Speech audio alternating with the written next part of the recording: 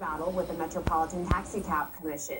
The MTC fighting to keep Uber from operating in the city, saying only the taxi cabs it regulates should be allowed to do business.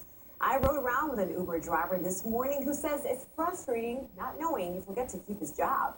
When you have bills to pay and they start stacking up, it puts you in a deep, dark place, and it just wasn't pleasant.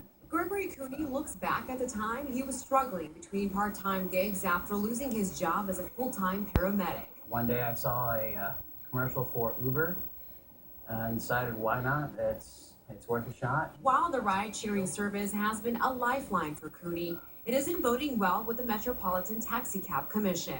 Uber's in communities where cabs sometimes refuse to go. I have never had a problem with a cab driver. There's plenty of room for everybody. There's plenty of business for everybody. So it's kind of a non-issue.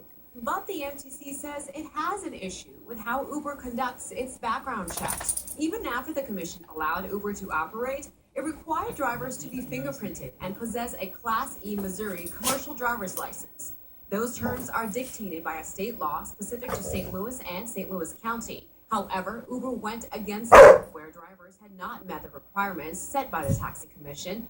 Since then, the two sides have been going back and forth with various lawsuits against one another. In the latest battle, both are at odds on what court should hear their suits. They don't want any competition. Their systems for background checks are mundane. Fingerprint checks have been around since 1858.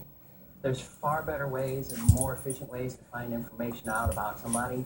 Cooney says driving for Uber is his only source of income, and not knowing whether he'll keep making that money is worrisome. It was frustrating that the MPC wants to take away, in a lot of cases, people's sole livelihood. I'm a capitalist. I'm out there to feed my family. I'm trying to keep a roof over my head, food in my belly, and Uber is the opportunity to do that. A hearing was originally scheduled yesterday afternoon, but the judge says he needs more time to look at the evidence. Another set of hearings are coming up in October, and of course, we will keep track of those and let you know what the judge will decide when it comes to your options for ride sharing. All right, thank you, Aisha. Looking forward to it. Up next, coming up, yes, the week that was.